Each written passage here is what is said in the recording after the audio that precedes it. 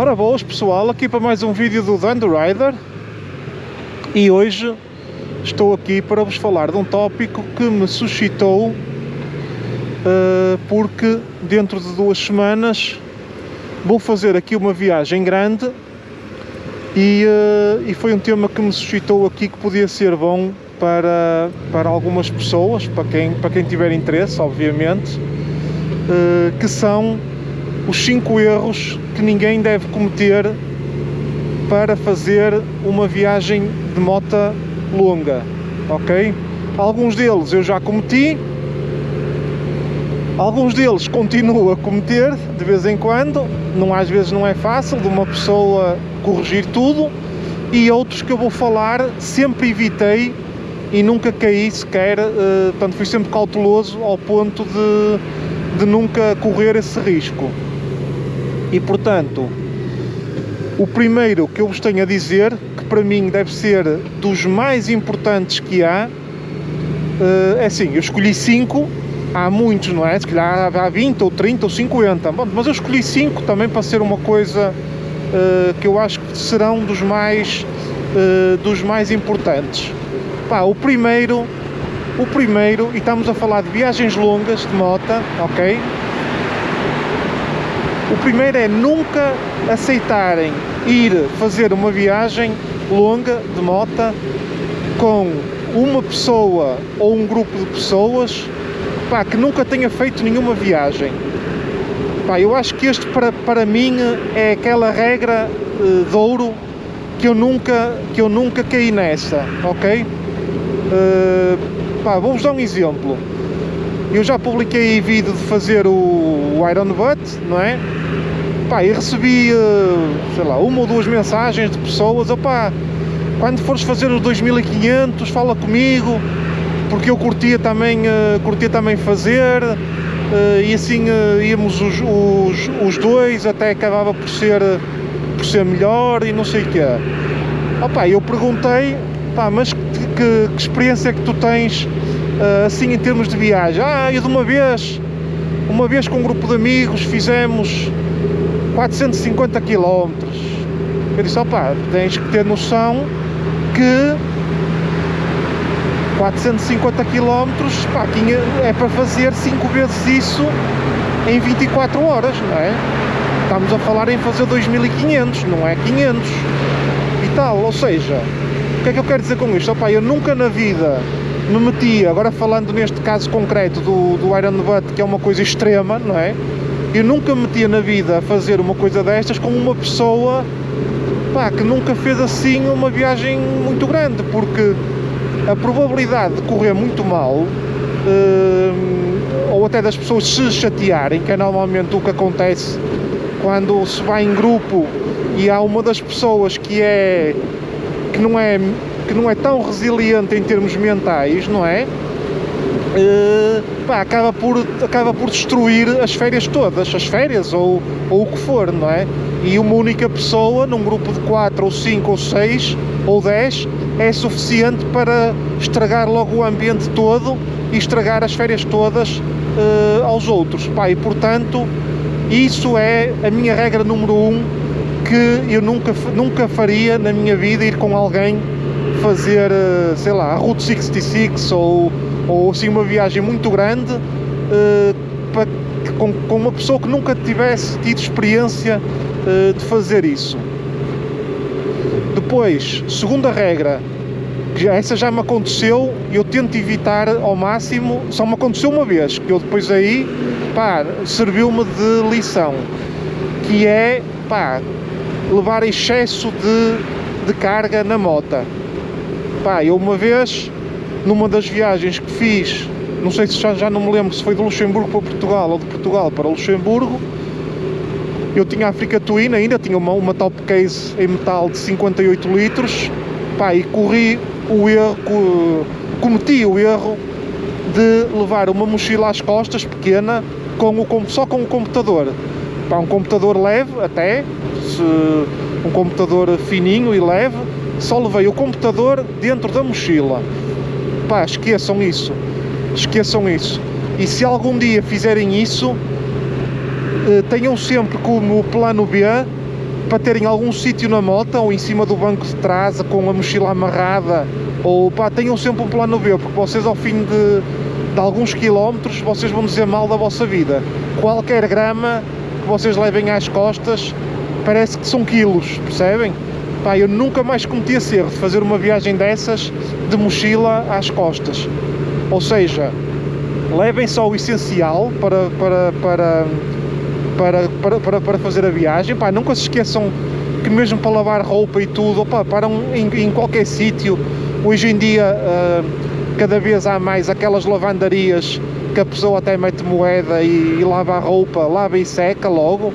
Portanto, e mesmo se às vezes fizerem viagens em que façam às vezes incursões em fora de estrada, pá, quanto mais a moto carregada for, se ela fica enterrada em qualquer sítio ou se vos cai ao chão, pá, a probabilidade de ficarem lá acaba por ser muito maior.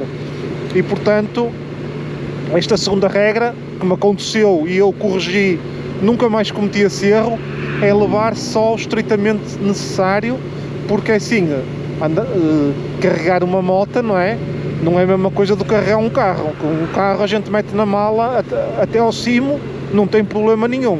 Agora na moto tem que ser tudo bem condensado, e portanto requer que as pessoas façam escolhas em levar umas coisas em detrimento de outras. Terceira coisa, pá, arrancar para fazer uma viagem naquela de, opá, vou andando e vou vendo, ou seja, não tenho destino,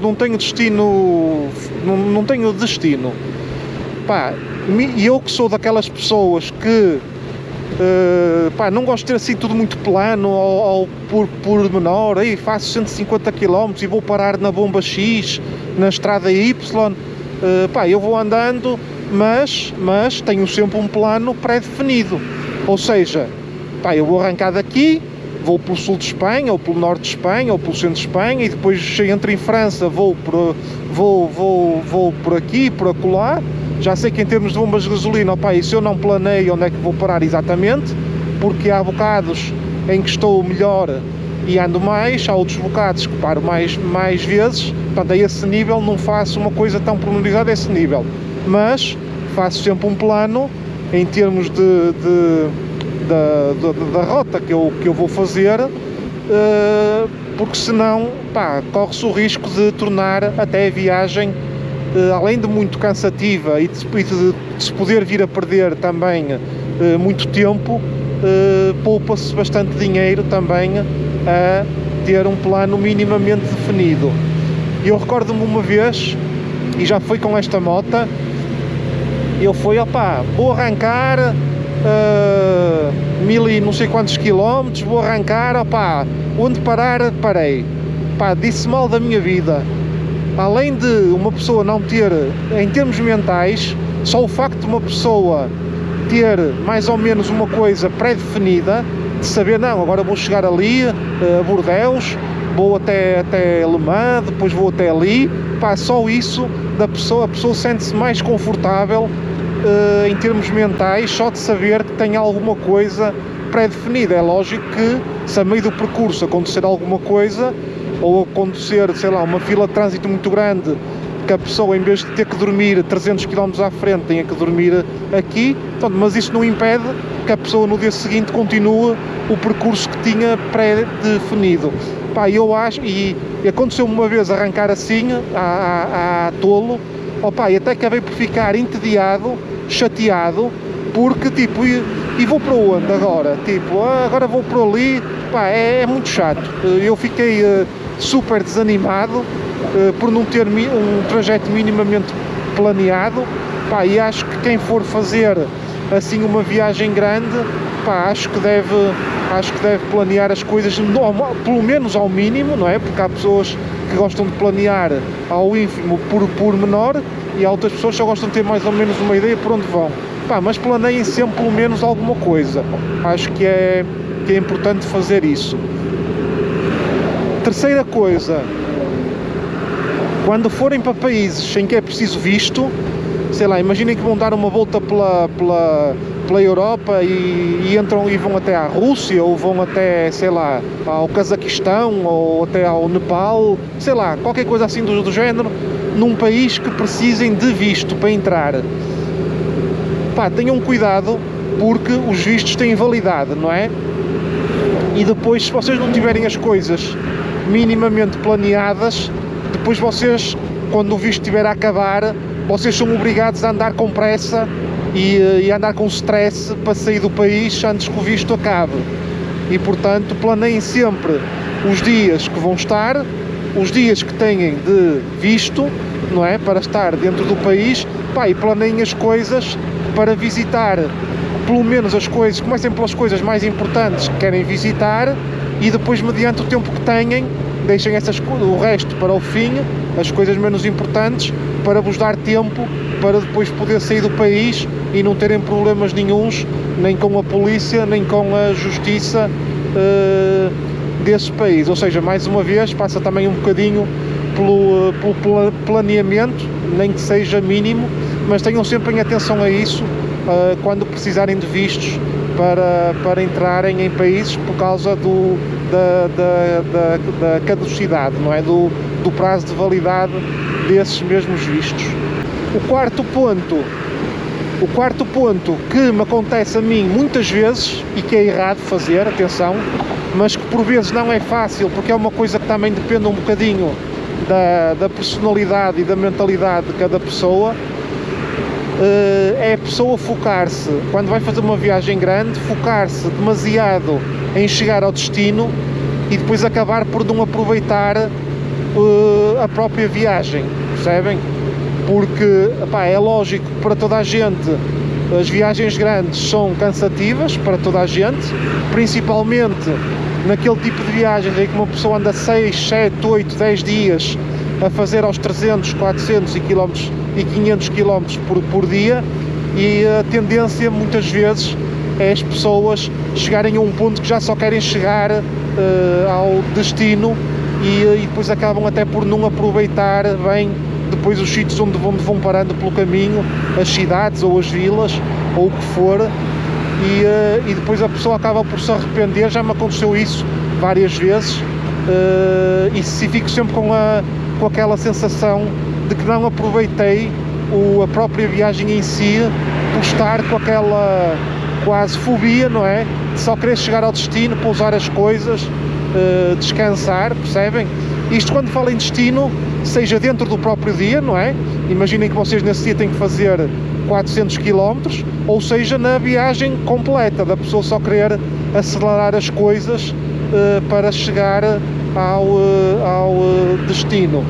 Pá, normalmente o que eu acho que é melhor fazer, opa, é a pessoa, não é fácil, isto é uma coisa, não é fácil porque é muito mental, mas é a pessoa tentar relaxar ao máximo e tentar aproveitar, ou de começar a parar mais vezes, porque normalmente esta coisa de só querer chegar ao destino normalmente aparece quando o cansaço físico, que depois passa para o mental, que é a parte mais complicada dessas viagens grandes, começa a surtir efeito e começa a quebrar a pessoa um bocado mentalmente, e portanto, se fizerem alguma viagem grande, preparem-se, porque pode acontecer-vos esta situação de chegarem a determinada altura dessa mesma viagem e só quererem chegar ao destino e depois arrependerem-se por não terem aproveitado depois a viagem em si.